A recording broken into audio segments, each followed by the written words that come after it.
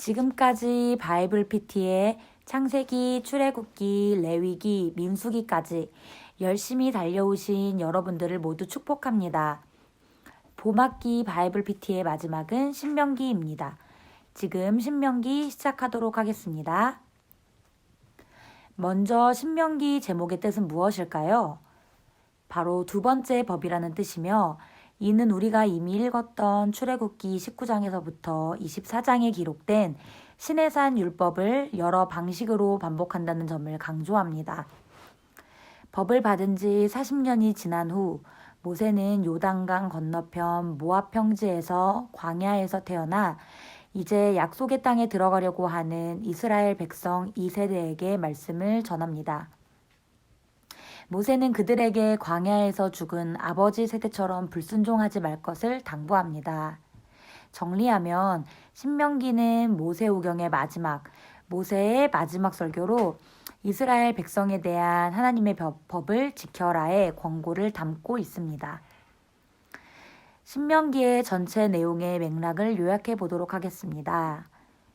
1장에서부터 5장은 모세를 중재자로 하는 언약의 두 당사자인 하나님과 이스라엘을 소개한 후 4장에서부터 26장은 모세는 하나님의 언약 백성이 그분 앞에서 어떻게 살아야 하는지에 대한 하나님의 뜻, 곧 하나님의 율법에 대해 다룹니다.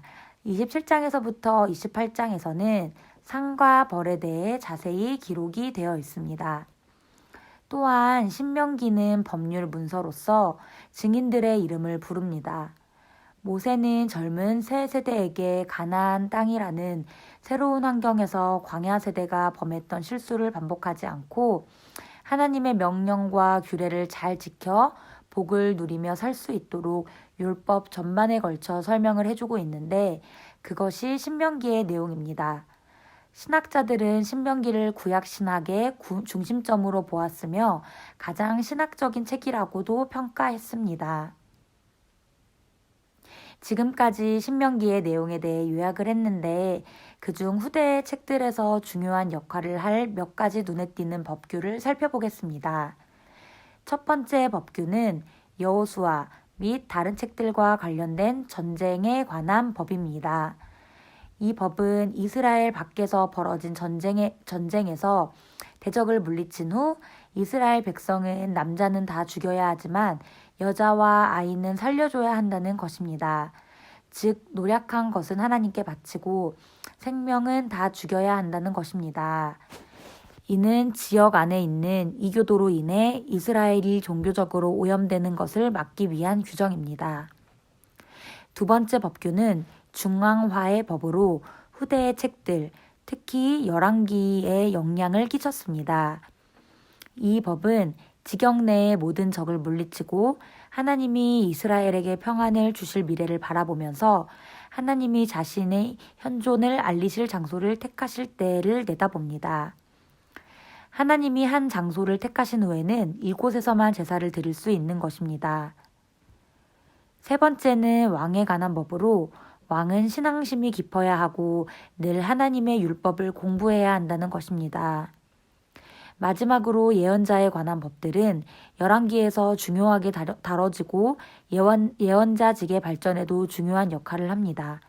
이 법은 이스라엘 백성들이 참 예언자와 거짓 예언자를 구별할 수 있게 해줍니다. 마지막으로 신명기는 복음과 어떻게 연결될까요?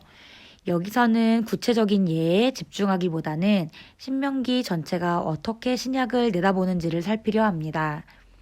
신명기는 언약과 조약의 갱신 문서입니다. 신약은 새 언약이 예수 그리스도의 사역에서 성취되었다고 선언합니다. 아담과의 창조의 언약, 노아와의 재창조의 언약, 아브라함과의 언약, 시내산의 언약, 다윗 언약 등을 통해 예수 그리스도는 구약의 언약들을 완성하십니다. 지금까지 신명기의 전체 맥락을 살펴보며 그 안에서 어떻게 복음과 연결되는지까지 살펴보았습니다. 지금까지 열심히 달려오신 여러분, 마지막 신명기 완독을 응원하며 바이블 PT를 통해 영적으로 살찌워지는 귀한 시간 되셨길 소망합니다. 감사합니다.